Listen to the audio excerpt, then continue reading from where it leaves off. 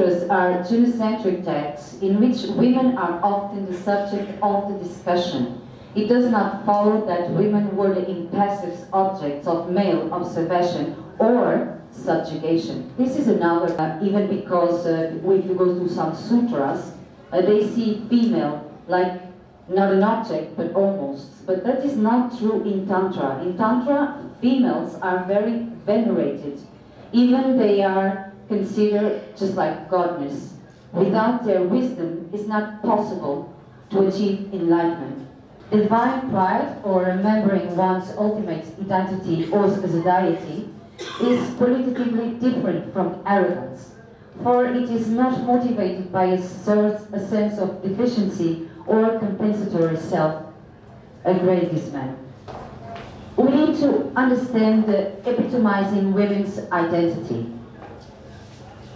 Perhaps the foremost female Buddha is Vajrayogini. This is in Vajrayana. This is the image of Vajrayogini, and you can see that she's represented in red. Also, you can see that she's having a skull with blood, and she's drinking blood. Another thing that is very important is that prejudice and other kind of beliefs, they are very bad for women. For example, menstruation. That is a big taboo in India and Nepalese societies. So it's needed to bring this awareness to female to not be ashamed to have menstruation, because without menstruation there is no life. I'm a woman and I'm empowered when I use this archetype, the Vajrayogini archetype. Conclusion: feminine is awakening in the arts of women all around the world. Women are coming together in groups and in circles to heal their wants and to release their sacred power that has remained hidden for that too long. As women, we need to ask ourselves something questions. What is my purpose? Why am I here? What is this life all about?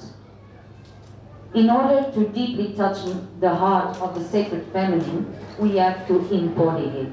Not only reading or just find these beautiful words, we need to practice it and put it in our daily lives.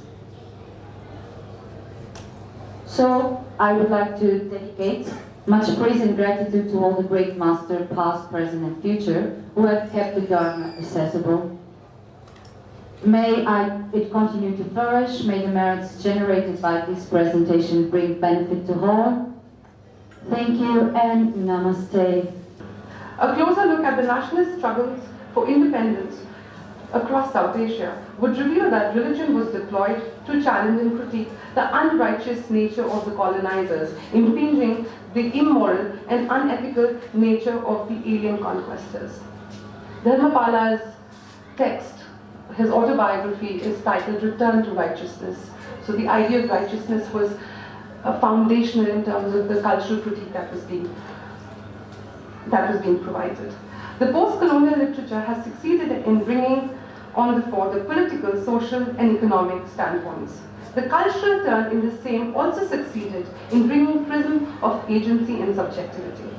However, it suffered from other certain lacunas and gaps, which stemmed from the fixation of elaborating the experiences of the dominant and the hegemonic cultures and religions. The experiences of the great traditions were constantly invoked, which led to twin processes: marginalization of the little and small tradition, as well as invisibilizing them from the discourse.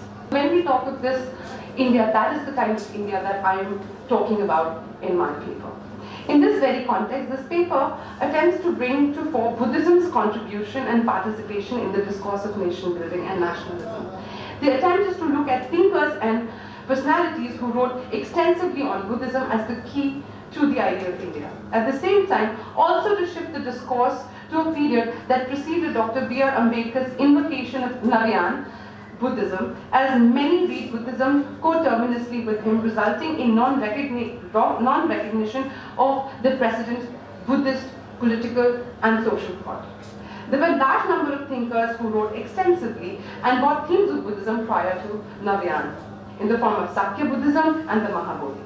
I am a teacher of history of ideas. I teach political thought, and for a very long time, one of the big problems that political science have dealt with in this country is, of course, establishing the Western thinkers at another level. So it's very important for us to know about Plato, Aristotle, Machiavelli, Hobbes, Locke, Rousseau, Marx, Hegel, but somewhere the kind of attention that Indian history of ideas should have been given has been limited, and then it kind of limits itself to largely all male thinkers like Mohandas Karamchand Gandhi, Nehru. They are important, they're tall thinkers, but there are other thinkers also who've been extremely important. People like Kamala Devi Chattopadhyay, who revitalized the entire, revitalized culture of looms, or for that matter, Mahashweta Devi, speaking from the perspective of large number of vulnerabilities and marginalization. So I think that is one lacuna that needs to be addressed, and this paper wants to address the lacuna with regard to the non-recognition of thinkers who are invoking Buddhism and other cultures with regard to India. Thank you. Yeah.